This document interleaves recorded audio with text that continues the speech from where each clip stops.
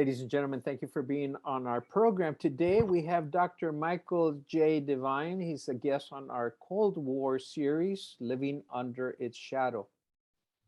Dr. Devine received his PhD in U.S. diplomatic history. I didn't even know there was such a thing, but he did it at Ohio State University in 1974. I guess you were watching the football teams when you were there. Not only that, but I made a little extra money tutoring football players as a graduate student. Dr. Devine served as a director of the Harry S. Truman Library from 2001 to 14 during his 40-year career in the administration of public history institutions. He held positions as director of the American Heritage Center at the University of Wyoming, Illinois State Historian, and director of the Illinois State Historical Society, and assistant director of the Ohio Historical Society. He has served as the senior Fulbright lecturer to Argentina, 1983, and Korea, 1995, and was the Hampton Freeman Professor of American History at the Johns Hopkins Nanjing University Graduate Center in Nanjing, China, 1998 to 1999. In 2014, he was awarded the Robert Kelly Memorial Prize from the National Council of Public History for lifetime achievement. What truly an honor, and what great work you've done. Thank you very much, Dr. Devine. Well, thanks. I'm delighted to be with you. Truman, Harry S. Truman, president. What a story he has as a background. Served as a vice president for 4 months. And all of a sudden, you're the president, Mr. VP. And from what I've read in history, I don't know how popular history, I'll call it for the moment, is that he was not aware of the Manhattan Project. I find that hard to believe, but I've heard that story before. And all of a sudden, he has to decide whether to drop it on Japan or not. And that starts a position of post-World War II that I believe we're still living in today. It's not a history issue. It just started there, but it's still going into over us. The effects of the Cold War, post-World War II, NATO, etc. But those are issues you know far more about it than I do. So thank you very much for being on the program. Where do we begin? Okay, well, we can begin where you suggest, with Truman becoming president and holding his first cabinet meeting.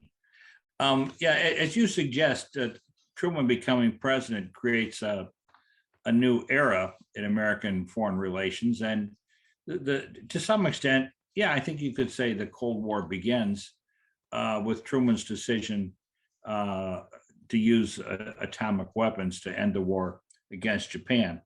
The day after Roosevelt died, and Truman had only been vice president for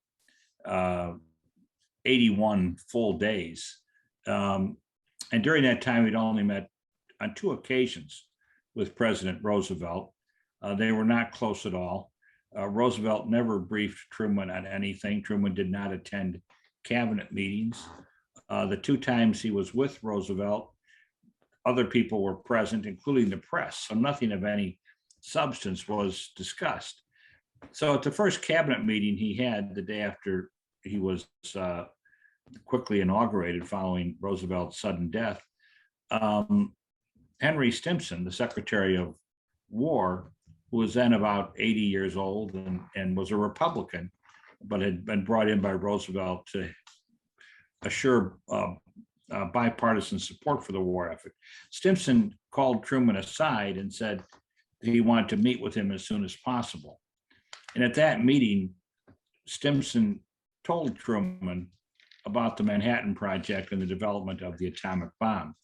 Now, Truman knew there was a secret weapons program going on, and he knew it was huge because as a senator, he had chaired a committee, a special committee, to try to eliminate graft, corruption, mismanagement, misspending among military contractors during the Second World War. And his committee by all accounts, was very effective in saving millions, maybe at that time billions of dollars. So it was an important role he played in the United States Senate. But he had been told by General Marshall, who was the chief of staff, essentially Army head of the United States Army, that there was a secret weapons program going on, and that Truman should not investigate that, just leave it alone. And Truman respected Marshall and did not look into the secret weapons program, which was, by some accounts, the largest single budgetary item in the military budget at that time. It was a huge project with aspects of the Manhattan Project going on in Chicago and Berkeley, California, and in New Mexico and Tennessee. I mean, it was just an amazingly complex project. Even when Truman was briefed by Stimson, I doubt that he really understood what the atomic bomb would do. I mean, Truman was not a physicist. He was not a scientist.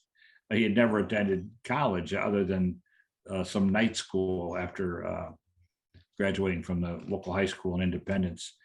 But he was a pretty savvy guy, and he knew this bomb would be extremely powerful.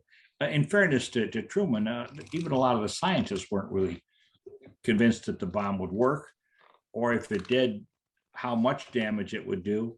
They didn't really know about the lingering effects of radiation, and some wondered if the bomb might be so powerful it would blow up the entire world. So there was a lot of uncertainty on everyone's part about the bomb, from whether it would blow up the entire world or whether it would be a complete dud. But it was suddenly on Truman's shoulders to decide if that weapon would be used and how it would be used to end the war. Truman's main goal as president, and he was his birthday was May 8th, which was VE Day in Europe. So the European war had ended just a couple weeks after Truman became president, but there was still the war going on in Japan, against Japan. And it appeared that the war might go on against Japan for another couple of years. That Japan still held areas in the Pacific, huge, vast territories in China, all of Korea, Taiwan, French Indochina was under their control. So to invade the home islands and bring about the complete surrender of Japan seemed a long way off. And given the Japanese use of suicide bombers, the kamikazes, the tremendous casualties in the thousands, the tens of thousands that they had recently inflicted on the United States at Okinawa and Iwo Jima, it looked like it was going to be a pretty grim task for at least another year to end that war. So Truman's main goal was to decide how best to end the war as quickly as possible with the fewest American casualties. Besides looking at this potential of using the atomic bomb, Truman was very anxious to get the Soviet Union involved in the war against Japan. The Soviet Union and Japan had been at odds, but not at war throughout the Second World War. The Soviet Union was preoccupied with defeating Germany, and Japan, of course, had its own issues on the mainland of China and against the United States. So when Truman met in Potsdam in July with Stalin and Churchill, his primary goal there was to get Stalin's agreement to enter the war against Japan. And Stalin agreed to do that. Truman felt this was a great diplomatic victory on his own part to get that commitment from Stalin, and believed that once the Soviet Union entered the war against Japan, the it would be all over for the Japanese. Of course, we know from history, the first bomb was dropped on August 6th, 1945 on Hiroshima, and then 3 days later, a bomb was dropped on Nagasaki. Now, it is true that Truman authorized the use of the atomic bombs, but he did not order their use in a sense of telling the military when to use the bomb and again, which target. At the Truman Library, we had no document, no signed order to use the bomb. What we do have, or what they still have at the Truman Library, is a telegram that Truman received while he was at Potsdam, saying that the test in New Mexico at the Trinity test site had been successful. And Truman wrote on the back of that printed telegram that in response to the telegram, but he gave the number of it, in response to yours of whatever, use one ready or deploy one ready, but not before August 2nd. And the reason was Truman wanted to be away from Potsdam and on the Atlantic or back in Washington when the bomb was dropped, not in Potsdam, Germany, with Joseph Stalin. Now, Truman did tell Stalin, not about the atomic bomb in any detail, but he told him that the United States had developed a new weapon that would be used against Japan and may bring the war to an early conclusion, even as the Soviet Union entered the war. And Stalin did not. My research was that Stalin already knew about all this. He did. In fact, he may have known more about it than Truman did. But he had spies all over the place. So yeah, he probably knew earlier and in more detail, or certainly as much detail as Truman did about the bomb. And Truman even writes to his wife Bess that Truman said that Stalin didn't seem very moved by this or concerned. He just said, "Oh well, I hope you'll use it to good effect." But yeah, Stalin knew all about it. What was President Truman's view of Stalin and present, and sort of what he saw Stalin, if he had a vision after the war? Well, again, we go by Truman's letters to his wife Bess that he wrote from Potsdam, and they're great letters. They deal with all kinds of stuff. Not only his meeting with Churchill and Stalin, but his difficulty in finding a bottle of Chanel No. 5 perfume that Bess had told him to pick up while he was in Europe. And I guess that was hard to find. But Truman believed that Stalin was, he writes that he was a tough negotiator, but honest. And I think he used the word honest to mean, he tells you what he wants right up front. He doesn't beat around the bush, direct kind of guy. And but Truman felt he could work with Stalin and deal with Stalin. That trust, that optimism began to break down pretty rapidly as the war ended. The Soviets did follow through on their commitment to enter the war against Japan, but they did it a week earlier than they had suggested they would. In fact, the day after the nuclear devices were used, they declared war on Japan. The second nuclear bomb on Nagasaki on August 9th appears to have been something of a surprise to Truman. Truman told him he knew there were 3 bombs that had been developed. They were different in design. And again, it wasn't really clear if they would work. And Truman didn't cite any particular date or target. He left that to the military. And I think was a little bit surprised when the second bomb was used on August 9th. And by that time, the plutonium one was used on the second term. Why was he yeah. surprised? I don't get it. Well, I he mean, knew it's they sort had of two. like, did he want to know or did he not want to know? No, I think Truman felt that the military in the Pacific would use a bomb and then would wait a while to see what kind of reaction came from the Japanese government and to what kind of damage had been inflicted. Because on the 10th, August 10th, Truman had another cabinet meeting where he tells his cabinet members there will be no more use of the atomic bomb without my authorization in writing. That this is not a regular weapon. Truman was already getting reports about the tremendous devastation in Hiroshima, the civilian casualties. I think Truman believed somehow that Hiroshima was a military target and that somehow this weapon would be used to destroy military targets. And in these cases, there's always some collateral damage. Well, in fact, the way the atomic bomb is used, it is dropped on a civilian target. Downtown? And the military installations become the collateral damage. So Truman began to get these reports, and I think he was shocked about the number of civilian casualties, and was shocked to a lesser extent, or at least surprised, that the second bomb was being used just 3 days later.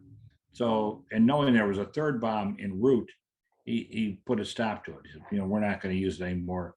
It won't be the military's decision. It'll be my decision. And that's the way it's been in the United States ever since, that only the president can authorize the use of the atomic weapons. I'll share that my wife and I have been very honored to be in both of those cities within the last 5 years. So to walk down the streets of both of those cities and be at the 0 point, especially in Nagasaki, it really is a moving experience, and it's still there. The aura of the horrors of war is still very present. So yeah. Well, and the certainly was a horrific event. Both of the bombings were just terrible and devastating, and people are still to this day suffering from what took place then. However, the use of the atomic weapons did bring the war to a rapid conclusion, but probably not the way Truman thought it would. I think current scholarship looks at the way the Japanese surrendered and the messages that went back and forth between the United States, Japan, over a period of several days after the second bomb was used. And remember, we didn't have diplomatic relations with Japan. So these messages are going through Switzerland, and you're crossing international date lines. I mean, Truman could not have a Zoom meeting with Japanese. There was no red phone at the time, right? Yeah, and so they're trying to finesse this issue of what would be the role of the emperor. Would the emperor be tried as a war criminal? Henry Stimson, the Secretary of War, who knew quite a bit about Japan, said, well, we need the emperor as much as the Japanese need their emperor, because he'll bring about a peaceful society, and it'll be easier for us to occupy Japan if the emperor is not tried as a war criminal, if he's there as a kind of constitutional monarch. But the use of the atomic bomb gave the Japanese government officials a chance to surrender with some degree of dignity, and this was very important to them. And when you look at the surrender documents and the way the things went back and forth, the Japanese were saying, well, we will end hostilities. They didn't exactly use the word surrender, but because the United States has used this inhumane weapon. So suddenly the rules of war have changed, and of course the Japanese didn't mention Pearl Harbor or the rape of Nanjing or any of these things that were going on, but kind of putting the onus on the United States. Now our opponents are using this terrible, inhumane weapon. So we have, so for the good of humanity, we are going to end hostilities and terminate our, bring our troops back and that sort of thing.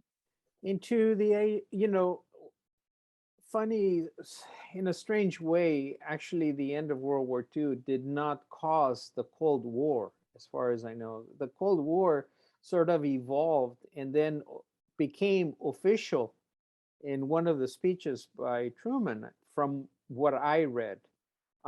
Could you sort of elaborate on what really happened that brought on the Cold War, that in many ways people say now we're in Cold War II? Well, I think what really brings the Cold War on is two fundamentally different views of how the post-Cold War world should look. I think Stalin believed that once the war ended, communism and the communist philosophy would advance not only throughout Eastern Europe, but all of Europe, much of Asia, and even the United States. Stalin seemed to believe that the United States society would become unstable following the war, that the Great Depression would return. There was some concern among leaders in the United States, including Truman, that this might happen, with 13 million men and women suddenly leaving the military and returning to civilian life. How would the country absorb that kind of a workforce? Would there be long lines, unemployment? Certainly there was immediate inflation and price increases and this sort of thing. So there was some disruption, but things soon leveled out. And in fact, because of government spending, in my view at least, the government spending on the GI Bill, and then later by mid 1950, the huge investment in the military. This was an economic stimulant that fueled the post-war recovery in the United States for decades, and still does to some extent. So Stalin had this vision that the Soviet Union would advance. The United States had another vision that there would be democratic governments as a result of the liberation that would be brought about because of the defeat of Germany and Japan, that there would be free democratic societies in Eastern Europe, particularly Poland. I mean, the World War in Europe really began because of the German and Soviet invasion of Poland. Yes. But when it was clear that wasn't going to come about, that the Soviets were going to dominate the government of Poland with their own communist regime, the same was going to be true in the Balkans and Hungary and even in the Czech Republic. This caused great consternation in Washington. Meanwhile, the defeat of the Japanese didn't bring about liberation of former European colonies in Asia. The French wanted back into Indochina, which included not only North and South Vietnam, but Cambodia and Laos as well. The Dutch, the British wanted their colonies back. And this wasn't what the United States wanted, but the United States felt it had no choice but to go along, because our European allies, particularly the British, but to a lesser extent the French, claimed that they needed these colonies to bring about their own economic recovery and the recovery of Western Europe. So suddenly the United States found itself involved in confronting communist-backed regimes in Europe and communist-backed insurrections in Asia, the most significant being the Soviet support for Mao Zedong and his communist in China, and this flare-up of the civil war in China just as soon as the Japanese forces withdrew. And of course, an additional trouble spot was the Korean Peninsula, where it had been agreed at Potsdam that the Korean Peninsula would be temporarily divided along the 38th parallel, with the Soviets taking the surrender of Japanese forces north to 38th parallel, the Americans south to 38th parallel. This would keep this was meant to be a very temporary demarcation line, only to avoid confusion or overlapping or even unintended conflicts between the Soviet soldiers and the American soldiers on the Korean Peninsula.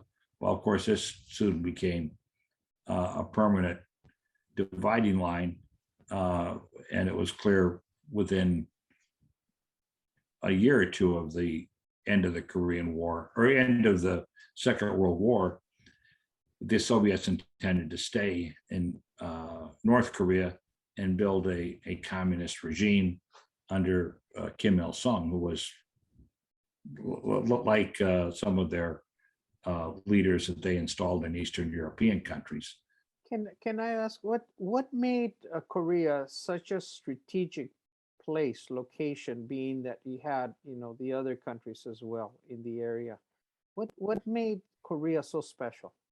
Well, Korea has always been a strategic location because it's the closest landmass to Japan. I mean, it's the closest Asian landmass to the Japanese home islands. So it's always been kind of a stopping off point for invasions of Japan or Japanese invasions of Asia. They have to go through Korea, at least they did until the invention of the airplane and missiles and so forth. So Korea has traditionally been a nation that's been caught in the middle. It's sometimes Koreans refer to themselves as, the small fish surrounded by whales, Russia or the Soviet Union for a time, China and Japan. But at the time Korea was divided at the Potsdam negotiations, in fact, none of the major power, none of the leaders of major powers, Truman, Stalin, Churchill, then Churchill was replaced by Clement Attlee during the meetings in Potsdam. None of them paid much attention to Korea, quite frankly. It had been a Japanese colony for 35 years. There was a very active Korean community in the United States, led by people like Syngman Rhee, or Lee Syngman, his Korean name, advocating for independence for Korea. It had been decided early on during the Second World War, way back to the Cairo Conference, that at the end of the war, Korea would be granted independence. But not much thought had been given to just how this independence would come about. And while there were various factions that had different ideas about how it should come about, ranging from Lee Syngman, who returns to Korea immediately upon the war's end and wants to build a democratic society based on Western ideas of democracy and Christianity. Rhee was a Protestant minister as well as a political advocate. And then the other extreme was the Soviet model, and its chief principal leader was Kim Il-sung, a young man who had served in the Soviet military and spoke Russian as well as he spoke Korean, and came in with the Russian or the Soviet military to establish his regime in the north. So Korea became something of a hotspot in the Cold War, kind of by accident, without really much thought to its historic strategic importance, and not much thought given to this temporary dividing line that soon became a permanent marker.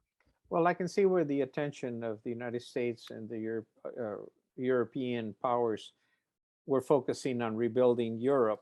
It was in disarray themselves, and especially how to divide Germany, etc. So I don't think Korea was really in their radar, other than maybe on item 28 down at the bottom of the list of concerns, but it was on that list. One of the things, sort of moving ahead a little bit, is why did Truman create the CIA and the NSA? Because on the one hand, Truman seems to be a very positive outlook person, creating NATO, Marshall Plan, trying to figure out how to help society, getting people away from a sense of isolationism and becoming more of views of sharing the world's perspective and needs. But at the same time, way in the back room, in secret, he creates this law to create these two agencies, which never went through Congress, and then heavily uh, amounts of money being budgeted to these two agencies.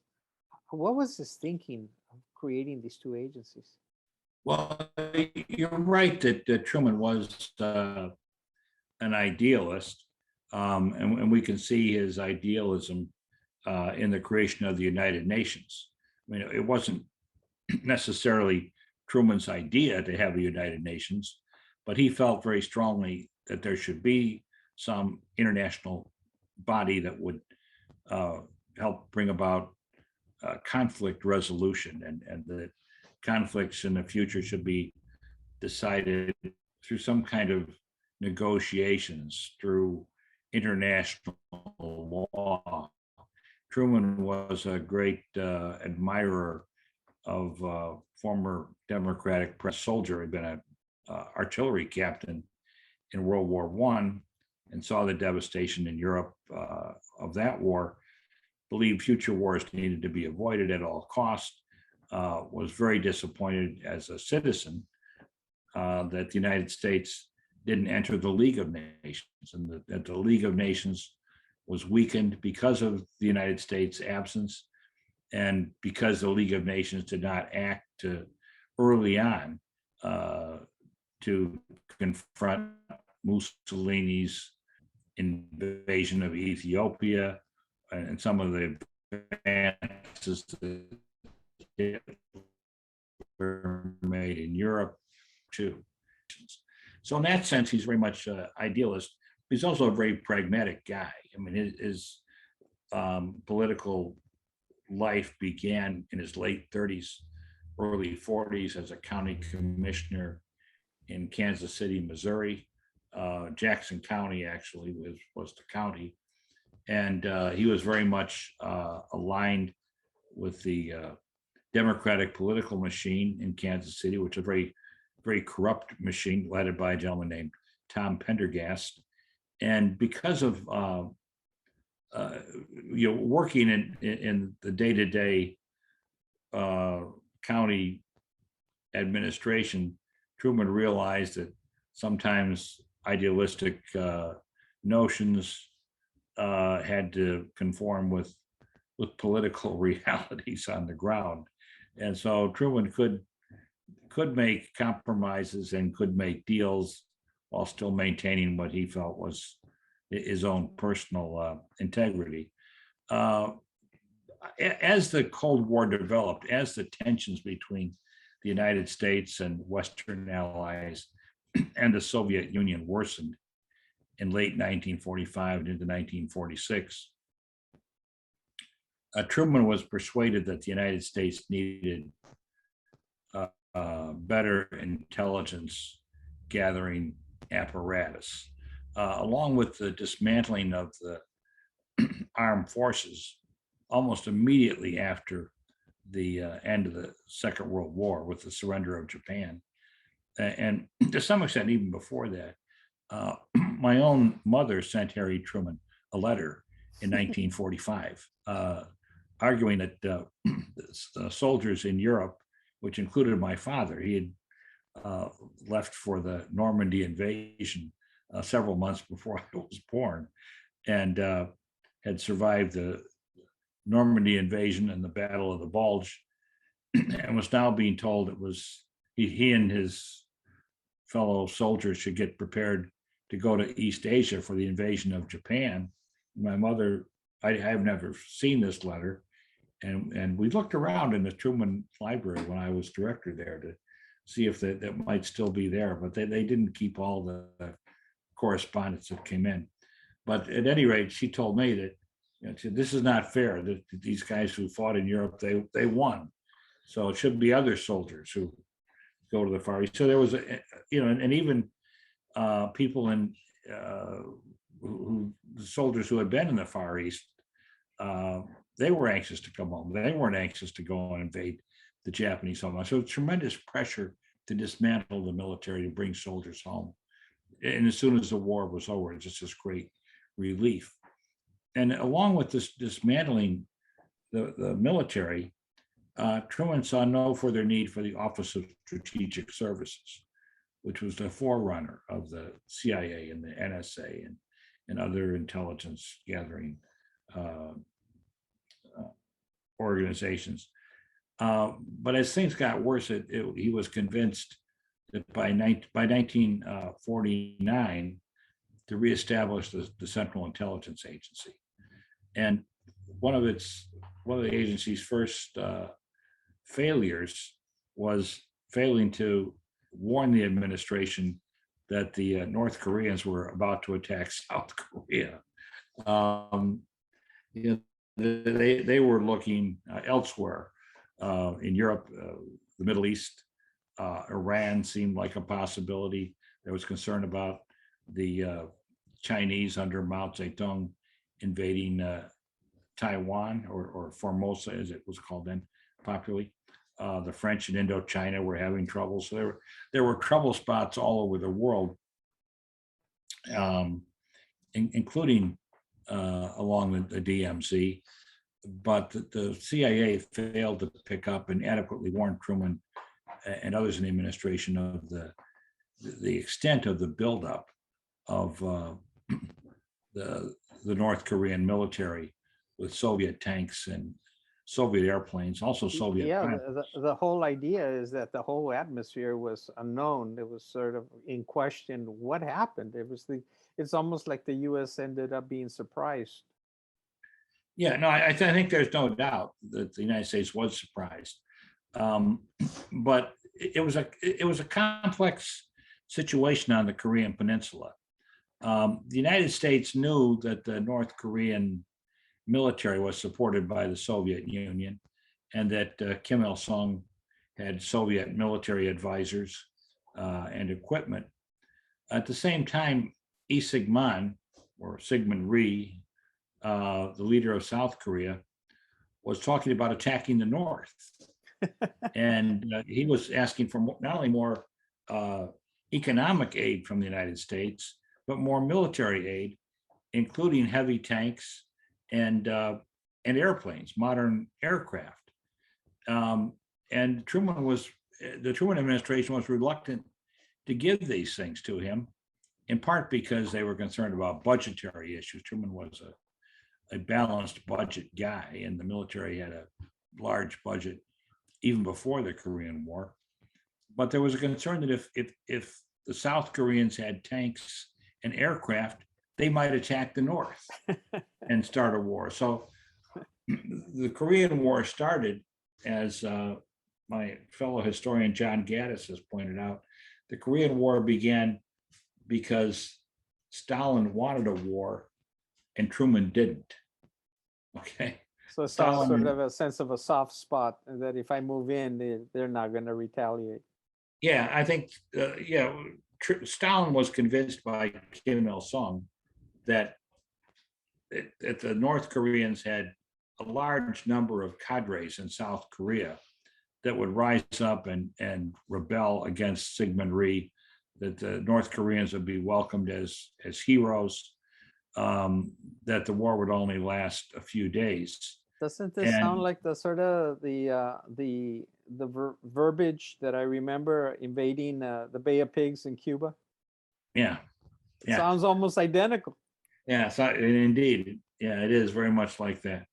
Now, in fact, there's some who believe that Kim Il-sung actually knew this was a lie, that he was telling Stalin, that he knew his cadres in south of the DMZ had been decimated by the ruthless policies of Isigman, that Isigman had wiped out a lot of the communist cadres and many of their sympathizers, as well as hundreds and hundreds of innocent people who were union leaders or reform-minded politicians who were imprisoned and some later even executed.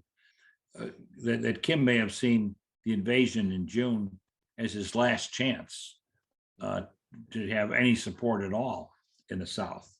But whatever the true case, the Korean War that began on June 25th, 1950, would not have happened if Stalin hadn't given Kim Il-sung the green light. And Mao Zedong was also informed that this invasion would take place and that he may be called upon at some point to help out a little bit. Which he did as well in history. Helped out more than a little bit, yeah. Well, we're getting close to the end of this show with this portion, and I'm just really, I think we're barely starting to open the page of chapter 1 in reality in all this area. But, you know, I do want to highlight that the YouTube behind me is part of the CIA projects, and it's all under Harry Truman's era of starting it and then moving up to the SR-71. So I think in many ways these were not planes of attack. They were planes of negotiation where they could bring in the facts and say, you know, we're going to try not to be caught off guard and by surprise and start a war before it starts attitude. So again, I applaud his foresight to be able to allow the agencies to create this kind of weaponry for the protection of the world, which is still in use even today. And again, so his policy and his views are still very much active today in new formats, but still very active. So Dr. Devine, I want to thank you for being on our program. Please say thank you to your beautiful wife, which I've had the pleasure and the honor of having her in other shows as well, and her work as well in looking at women, their treatment during World War II by the Japanese, and her continual work. So a big applause to her and to both of you for keeping us aware of the dangers and how conflict evolves and how it can be prevented. So I want to thank you for that. Sure thing. So Glad to be with you. So we're gonna call you in on other shows and continue this and dialogue some more. And obviously the issue about NATO, the Marshall Plan, etc. is just fantastic information. Thank you very much for being on the show, Dr. Devine. I hope to have you back again very, very soon. Well, thank you. I'll look forward to it.